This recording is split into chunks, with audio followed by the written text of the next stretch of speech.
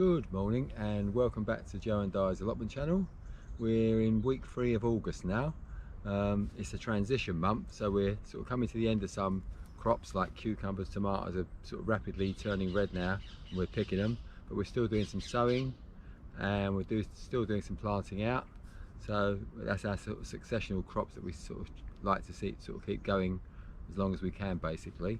So we'll get on and do some planting out and some sowing and some harvesting and some other jobs as well this week to do. So we've still got some sowing to do this week. I'm going to sow some early cabbage, which should be ready around sort of April, May next year. Some more spring onion and some more mustard.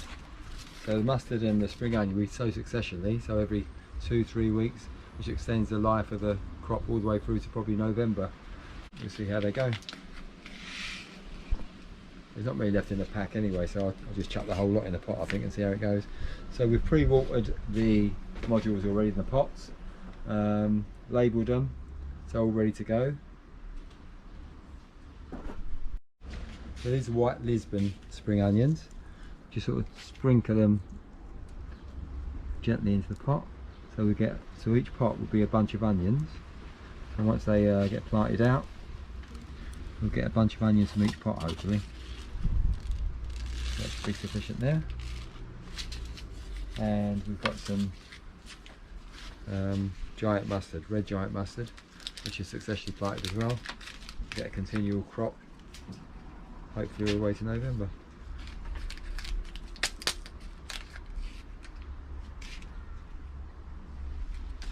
Not many of them left.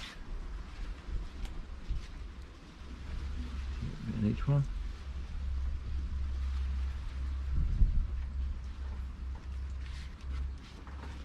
That's run out, so I've only done 3. But yeah, not too bad. I think I could put spring onions in the other ones as well. I think I'll put spring onions in these 3 as well, just to use up the modules. You can never have enough spring onions. You always eat spring onions, so need to get some more mustard seeds in. So just cover them all lightly.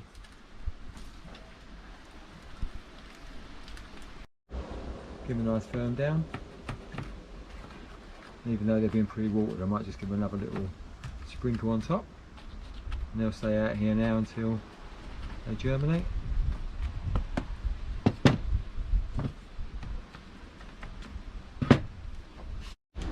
So the cabbage and mustard should be up in about 7 to 12 days, and the spring onions can take up to 21 days to germinate.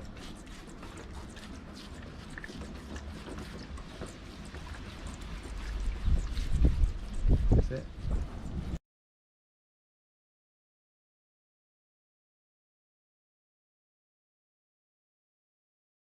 So one thing we like to plant successionally is salad onions. So if you plant them successionally, you can get them all the way through to November, and they're really good planting them in sort of modules and then plant them out because you can utilise little spaces that become available. So yeah, I mean we sort of more or less plant seeds every week to 2 weeks now really, and we try and keep the season going as long as possible. And you can put them into once the greenhouse becomes available, you can sow some into plant some out into your greenhouse as well and extend the season a little bit that way as well. So we'll get on and sow these out. I like to use a spoon, it's quite useful actually. So they're in little bunches, so that means when they grow, we'll have a little bunch of spring onions all in one go. So the roots have actually got to the bottom of the module as well. Put those in and we'll give them a good watering as well.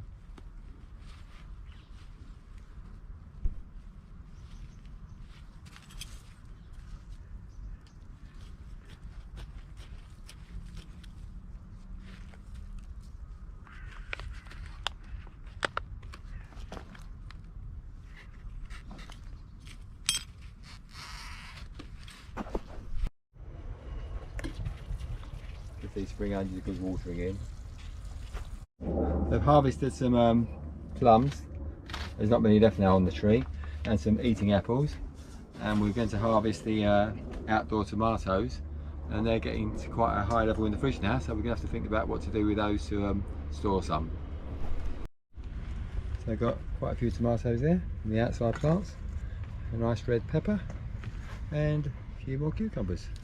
These apple ones are lovely, we like these apple ones. So yeah, not bad crop. Even though we grow lots of stuff ourselves, we still like to do a bit of foraging. These are lovely on our breakfast in the morning. So what we do is we put up some of the runners. So as plants throw out their runners, they throw out lots of runners and they start rooting. You can see sort of roots coming through there. So what we do is put them into a pot. Put them into a pot with some soil. We brought our own potting compost from our compost at home, which is quite useful. So we then cut off the other runners. So we just leave the strongest one, or the first one, which is normally the strongest one. We clip it into a pot. So one way we like to store some of our produce is to cook it all down into a mixture. So we've got tomatoes, we've got basil here, we've got courgettes, peppers, onions and garlic. So we cook that all down into a sauce, I suppose, tomato sauce, and we freeze it, and then we use that as a basis for bologneses or lasagnas or chili con carne or casseroles, other things as well. So it's one way of sort of storing your crops. So we cook it down, we probably use some of it tonight as well, and what we do is we freeze the rest into containers in the freezer, and then we can get them out when we need them. So we've put a little bit of water in the bottom of the pan. That's a kilogram of courgettes going in there.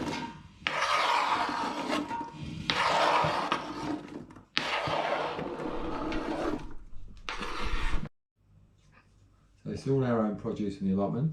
We've got 500 grams of red onions going in there. Chuck those in. We have got 250 grams of onion peppers, 9 cloves of garlic and some fresh basil. I just pulled out the onions.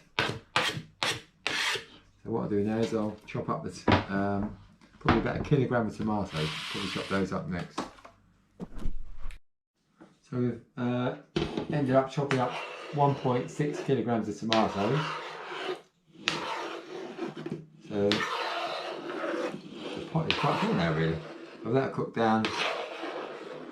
We cooked that down for a while. Yep, looking good. So yeah, that's near enough filled up the pot.